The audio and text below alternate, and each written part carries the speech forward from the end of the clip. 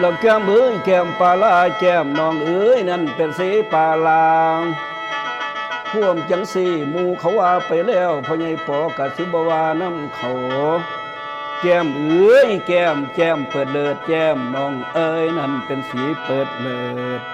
เปิดแล้วตีเปิดอายแล้วตีไปบ่ทันพ่อปีนี้บ่ทันพ่อเดือนสังมีพ่อเจ้าเฮือนมาเวียนบ่เห็นบ่ลูกพ่อ อุบลนี่ดิครับไล่อุบลคือกันนี่ปล่อยน้อง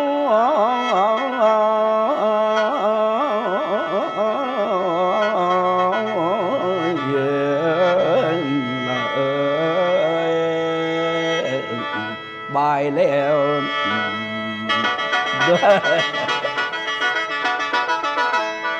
ละแมนวามเด้อไรยังไม่สาธุเด้อข้าก็นบนอกในหัวกลมกับวันทานี่ก็น้องวัดตกใจสวงโฉมเก่า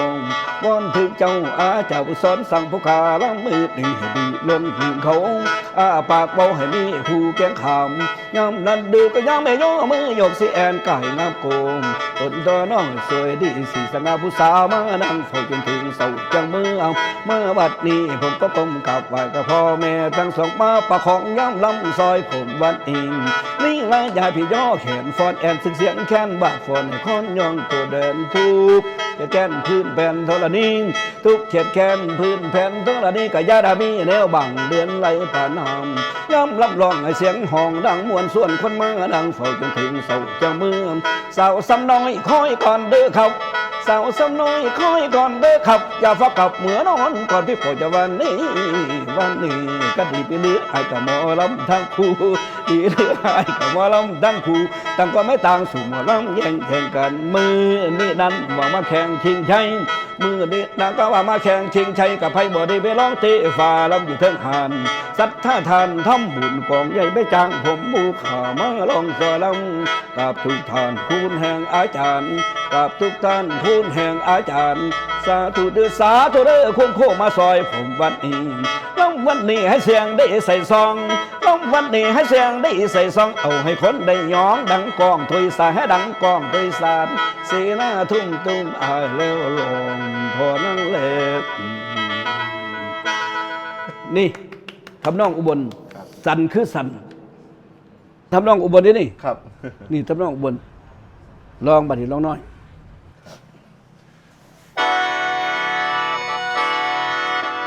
ทองคำเราสิองสิเด้อ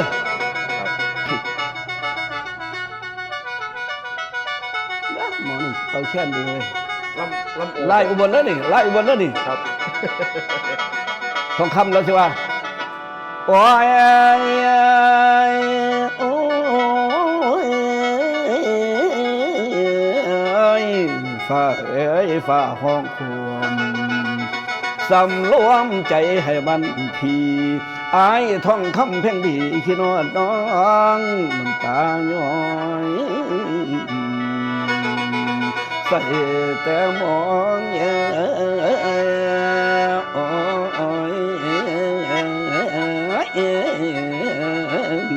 โอ้ยนี่ทองคำเอาละต่อกันมาบาดนี้จ้าถึงเรื่องสูบนางงามแต่งอ่อนตอนที่ขึ้นผู้สูงลงคอยคอยกันเมื่อยมาน้องนางกระสอเกกันมีแต่ผู้พาตันเป็นทั้งเที่ยวทองหาป้องขามทางสิเวนกระบอมีสองโคข้างหนาซอเป็นคึมไว้กระบอมีทั้งเวียนนางจึงวนใดขอวอนเทวโลกปีจงดาวเสียวน้อยทำน้อยผู้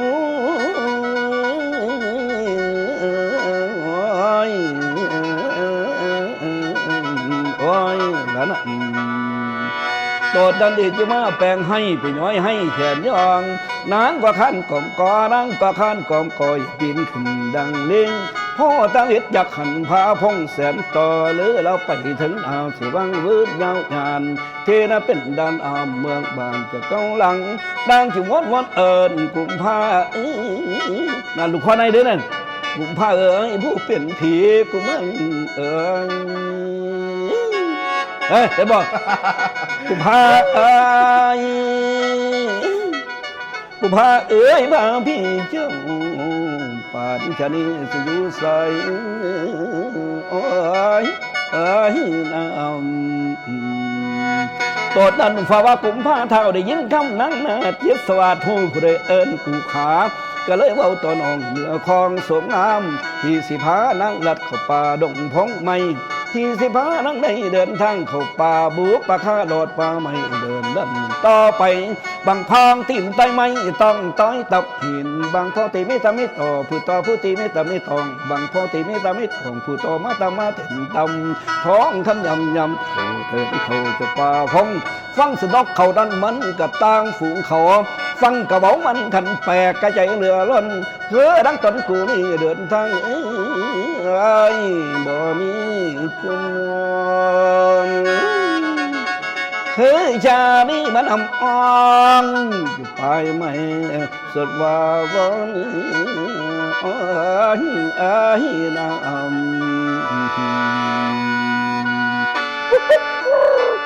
นะต้องคำนี้ต้องคำนี้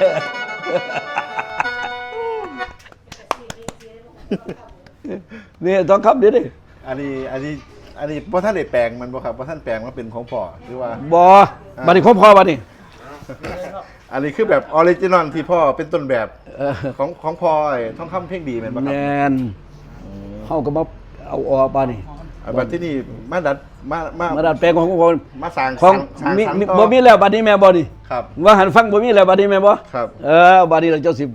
คงปอจะพอปอสิมีแล้วบัดนี้มาตามน้องถ้วยสัน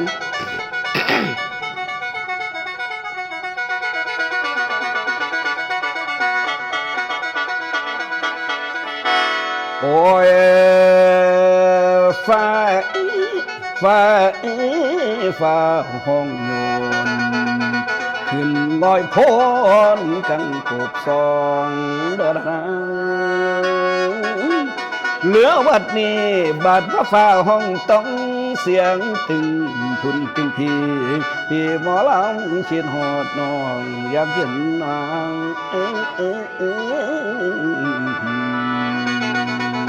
โสดยาวลงมอมผ่าดัง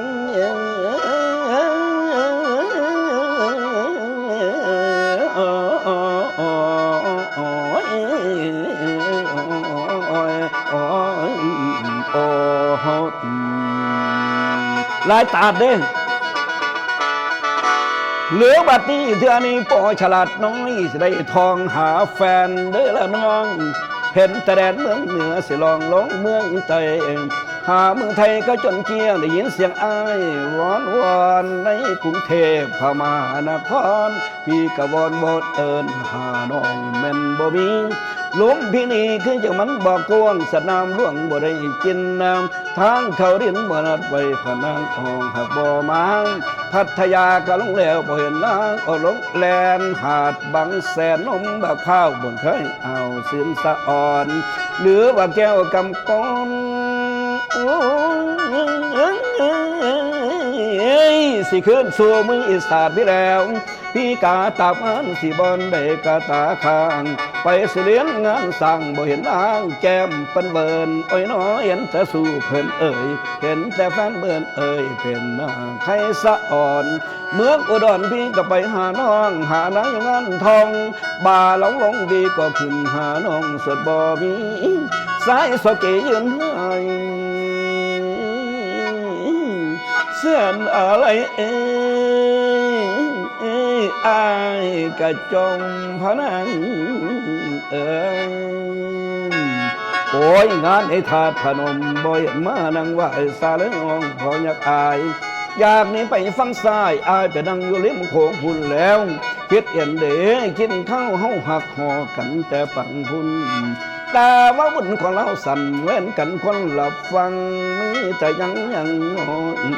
โกยกันจนน้ำตาตั้งก็บังแต่ฟ้าน้ำไหลพาอยู่ลำโขงเดินนาง เสือกจงเย็ดใจเฮาขาดกระเด็นน้อไปแล้ว แต่หัวใจมันเป็นแป้วตามนางบ่ได้ย้อนบุญบังไฟยะโสธรหาจนสายอ่อนอาบ่เห็นน้องมันกินไอบุญบังไฟก็จนแล้วเสียงเซลบ้านเพิ่นตาวสาวบ้าความคุมอันเมื่อบ้านผู้สุพรฝนก็เล่นอับย้อยห้ำอาบก็เป็นฝอยที่สิไปยืนคอยบอนได้เสียงน้องเมื่อเสียงกองเสียงคองสิลงหน้าเก่าวานเดินนางสิไปท่าอยู่อ่าน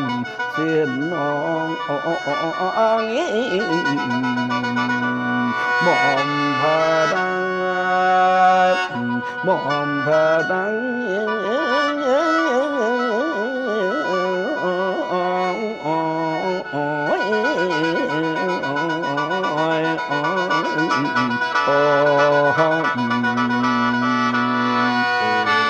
นะมันก็ต่างกันอยู่เลยแม่นบ่ล่ะ ครับผม นั่น ขอบคุณครับพ่อครับขอบคุณ บุญสุดเลยบุญรับสดๆให้ฟังนี่ โอ้ บัดนี้เตย3ลายเตยธรรมดาเตยโค้งเตยพม่าใส่กันรถฟังเอาสู้แยกกันเอาเองทำน้อง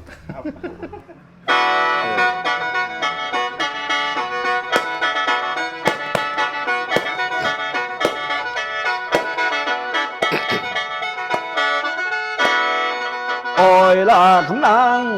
โอ้ยน้องลาคำนางเมื่อแต่ลำทางหันลงเลยเตยทั้งลองมัดแต่ลำมาละลองแล้วมันเตยนั่งเขาเสียกันเจ้าหัวน้อยดองดังย่อให้พี่แตงจักปีสิตาตีนศีลมือสิแตงเอากะละว่าละนางสอนกัดน้องไปนอนเดี๋ยวแรงแข่งงานั่นเจ้าหมกอุ่นแจมจนบนเคผู้จังน้องเคผู้จังน้องเขาสนนั่นผู้จังใดคอยหักน้องอีหลีคอยหักน้องอีหลีมีร่างสะพิวเอวกลมอกที่เราบ่มยิงและทมอ้อยในอุลาอ้อยตัวพี่เฝ้าคอยหาวันวิว่าพี่จะมามันอ้อยข้าสินสอดทั้งมันจะเอาเจ้าไรน้องนางเอาฟังเอาฟังอ้อยเสียงที่ดังเปิดฟังชัดหนาวเสียงที่ดังแววมาเสียงที่ดังแววมาพอฉลาดบรรณาผู้อกระทมรักแล้วไม่สมหัวใจจริงทุกท่านที่มาในงานทุกท่านที่มาในงานหน้าตาเบิกบานยิ้มแย้มแจ่มใสพวกเรามาจากทางไกลพวกเรามาจากทางไกลและแต่ว่าน้ำใจเราสามัคคีอกอ้อมมาเรียเราพี่น้องกันอกอ้อมมาเรียเราพี่น้องกันสำคัญอะไรงานวันนี้สำคัญในงานวันนี้ให้พี่น้องสุขีพี่น้องมวลซืนงานคงก็สิสำเร็จรับรื่นขึ้นบ้านให้ท่านอยู่ดีสุขีมีมังสุขขังมังมีเด้อผู้ฟังลำเอ่ยอย่าป่าอย่าเลยเสียงแค้นเด้ออย่าป่าอย่าเลยหมอลำเด้อตีลิ้วติ้วติดก็นี่ตัววางเลย ขอบคุณอะไรครับพ่อครับคำบ่ล่ะ สุดท้ายครับพ่อคำว่าโลดถามโลดอยากฝากอย่างถึงเยาวชนรุ่นหลังที่อยู่บ้านเฮาเนี่ยครับภาคอีสานเฮาว่าเกี่ยวกับเรื่องศิลปะว่าทำดนตรีหมอร้องหมอลำครับก็ขอให้พ่อฝากพอเป็นห่วงเรื่องเดียวนี่แหละครับเป็นห่วงเรื่องลูกหลานเกิดมาไงรุ่นมาเนาะศิลปะวัฒนธรรมหมอลำพื้นบ้านเฮาบ่ว่าแต่เสียงลำเสียงแคนมันสิมาคู่กันหมอลำกับหมอแคนมันสิมาเท่ากันเสียงลำเสียงแคนเสียงพิณเสียงโหวดนี่มันเป็นดนตรีอีสานทั้งหมดเฮ็ดมาจากไม้หวกไม้อันนี้ทั้งหมดมีหมอลำก็ต้องมีหมอแคนมีหมอแคนก็ต้องมีหมอลำบ่ว่าแต่เสียงแคนเสียงลำเสียงปีเสียงโหวดเสียงใดมิกเกิดออกจาก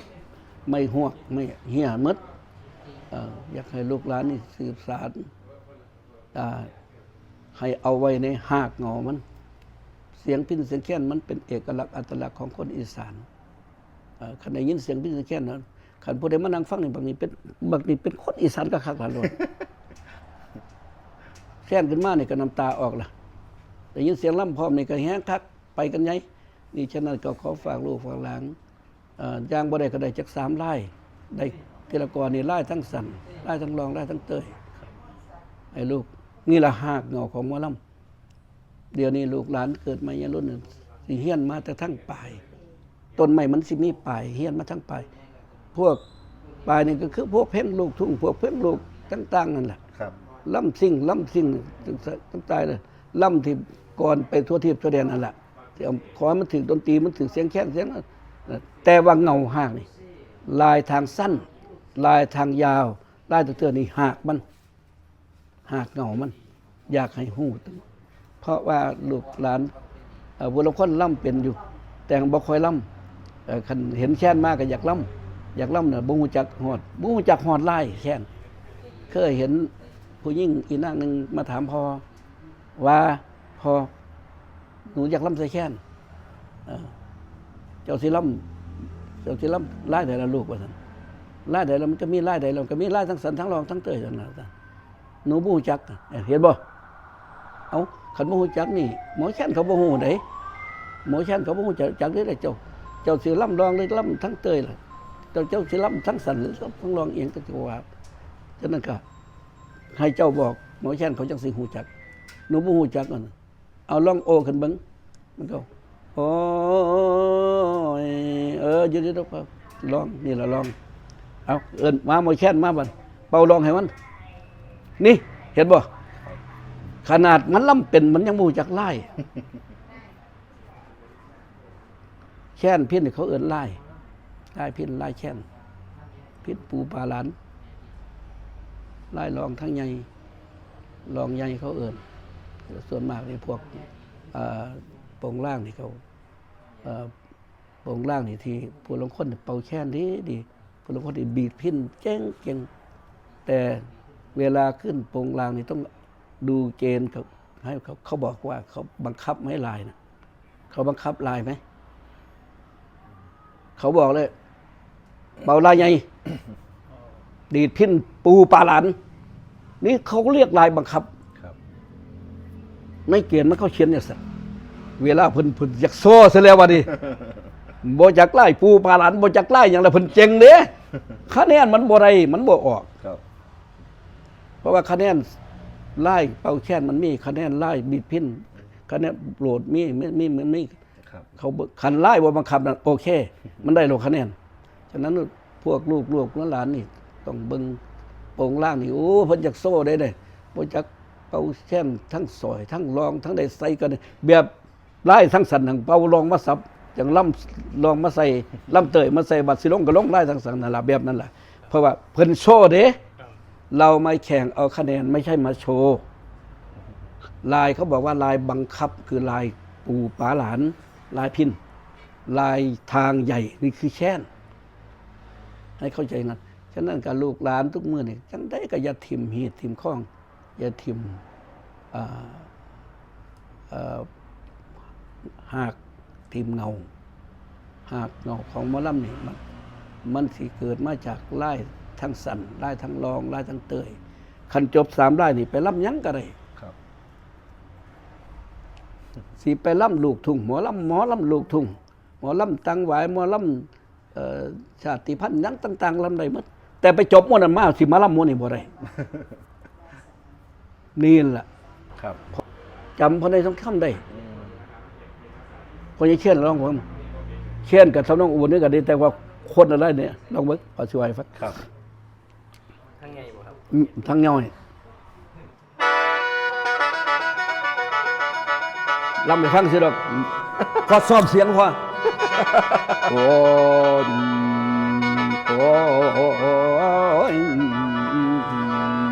มวนเป็นคนละแนวเด้โอ้ย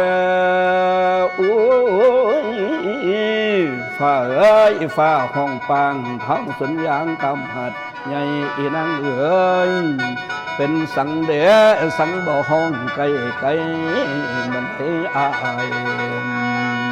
พี่นังคอยพี่นังคอ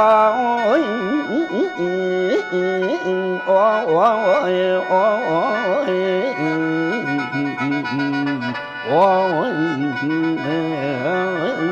ละละ เห็นบ่คนละแนวเด้ว่าจังไดล่ะนางเจ้าว่าเจ้ามักข่อยบ่มีสิ่งสิปุนปานว่าที่นางมักจนคันค่อยเลาะควงขี้อยู่คือว่ายังบ่ปานองค์อ้วนอายพี่เคนลำบำน้องอุ่นพี่มักนางมันแหงหุ่นแหงหายใจหายสุดวางเวอกสิเพพังมางบ่มีทางเสียได้รวมโอ้ยน่าเห็นบ่ควมมากมาเล่นคุมไว้สุดบ่ฟังจิตจะหวังจะน้ำเจ้าเมาสุรานั้นบ่ทอพ่ออยากแล่นเข้าสวงตะเดียวนี้ก่อนเอาเขาว่าเมาสุรานั้นบ่ปันซ้ายมานำทามักเข้ามาพ่อเกียรติที่ตายจากน้องทนได้สุดบ่ไหวเฮิงประเดดอกฟ้าสิตกหล่นลงมาดินอีนาง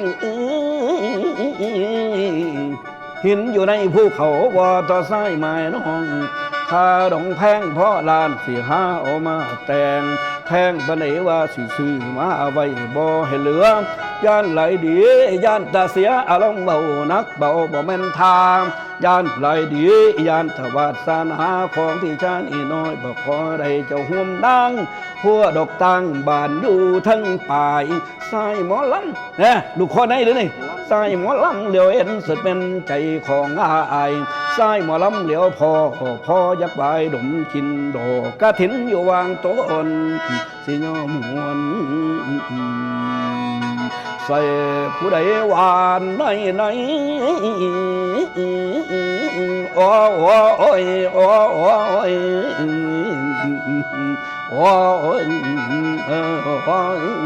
แล้วนะมวนเว้ยมวนเป็นคนละแนวดิครับ พอนี่กับคู่พักหลักจำบ่ได้ไปเฮียนน้ำเพิ่นดอกเห็นเพิ่นลำกับเล่ากับฟังครับเนี่ยพอลำเป็นมันล่ะครับทำนอง101นี่ใครบ่มีผู้สืบผู้ทอดไว้ครับทำนอง101บ่มีเดี๋ยวนี้มีเพิ่นยังอยู่อายุ83ปีเดี๋ยวนี้อยู่ไสครับพ่ออยู่พ่อทองอายุอันเสรภูมิบ้านเมืองไอ้พี่น้องซื้อเหล้าบ้านนี่หยังนะครับบ้านนนเมืองนี่ทางออกเสียสิไปพ่อทองนั่นบ้านนาเมืองบ่นั่นเพิ่นยังนี่แหละถามเขาเจ้าบ่รู้จักได้ว่าทำนอง101บ่มีว่าพอลำให้ครูสลาฟังครูสลาว่าโอ้ยอาจารย์ทำนองยังนี่ว่าทำนอง101แล้วว่าซั่นเอามันมีอยู่ซั่นบ่สลานี่ว่าครับโอ้ยก็มีแล้วว่าซั่นโอ้อาจารย์อัดให้ผมได้เด้อว่าซั่นแต่มื้อเพิ่นสิมื้อบ่มาว่าสิครับลองฟังบางสิว่าให้ฟังมัน101ทั้งหน่อยเห็นบ่ครับแม่น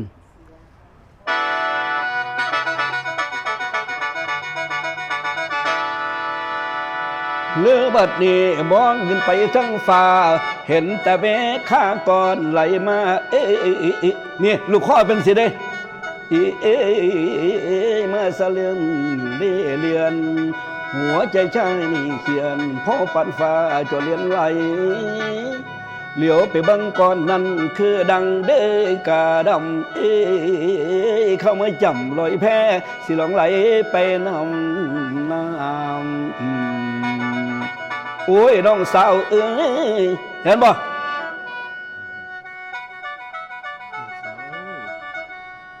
โอ้ยน้องสาว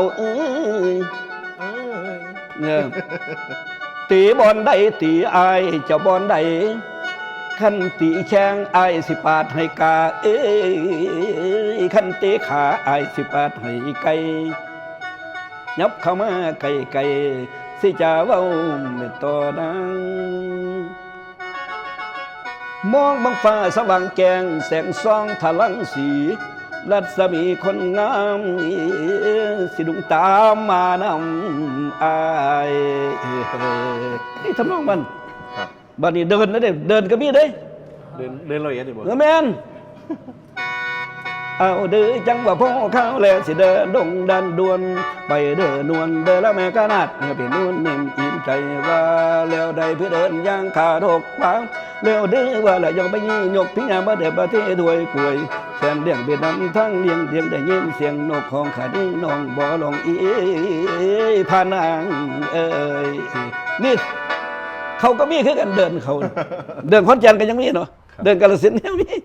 เดินร้อยเอ็ดนี่บ่มีผู้ล่ำคนร้อยเอ็ดจังบ่จักว่าเจ้าของมีเจ้าของทำนอง ยังเป็นที่สงสัยอยู่ครับพ่อ พี่น้องน่ะเพิ่นยังมีชีวิตอยู่ อืม อายุ83ปีนี่ ครับมีตัวอย่างที่เป็นการบันทึกเสียง บ่มี เทปเสียงอย่าง บ่มี พ่ออืม บ่มีคณะปสามัคคีสิคณะเขาเจ้า ปอสามัคคี แม่น